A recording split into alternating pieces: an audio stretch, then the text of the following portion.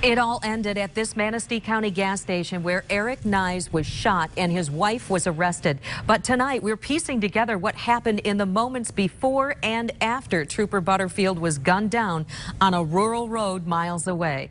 24-hour News 8's Leon Hendricks is live in Ludington tonight, laying out the timeline and talking with the man who saw the suspect's moments after the shooting. Leon? That's right. He has a lot to say. We'll get to him in just a moment. We want to tell you why we're here at the Mason County Courthouse. That's because this is the next step in the process for these suspects. They will be brought here to face those charges, though the prosecutor still working to decide what those charges will be. Still waiting for some official reports from the police. Still lots of questions, though, as to what really happened and why. For this man, it was a bizarre turn of events, from selling his car to ending up as part of a state police trooper's murder investigation.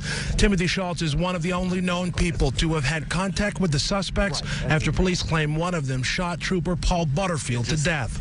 I'm thankful for, that there wasn't no conflict or anything here. Here's how yesterday's tragic events played out as we understand them. At around 6:20, Trooper Butterfield stopped the suspect's 1988 pickup here.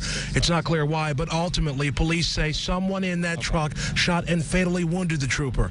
He laid along the highway for some 4 minutes until a driver saw him there. The Mason County Sheriff among those first on the scene. I knew it was bad because the sergeant and I had made eye contact, and I knew by looking at this seasoned veteran that this wasn't good. That's when the suspects traveled here to steal their next getaway car, a car that was for sale. Schultz tells us that suspects Eric Knysz and his wife Sarah had been there earlier in the day to test drive that car. They planned to buy it. When they showed up the second time after the shooting, Schultz says they asked to look at the car again. Still nothing out of sorts. He seemed all right. He didn't seem like he wasn't in a panic. Then he says they unexpectedly drove off. Schultz says he thought it was weird but did not find it suspicious. Now he's thankful he didn't confront the pair. He later called police after learning that the trooper was shot, putting authorities hot on the trail of their suspects, finally arresting them here at a gas station miles away and in another county. Suspect Eric Knysz was shot in the process. A few hours later, Trooper Butterfield was declared dead, and now it's the process of grieving and healing. Flowers placed on the trooper's cars at the Heart Post where Butterfield worked out of. Some more public shows of support, others a small flower arrangement here, more private, assuring those who remain to protect us all. Goodness will prevail out of this.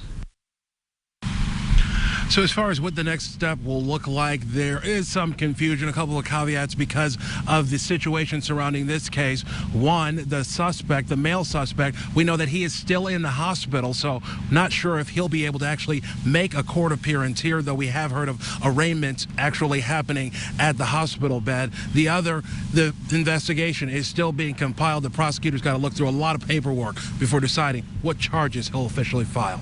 Reporting live in Mason County, Leon Hendricks, 24-hour News 8.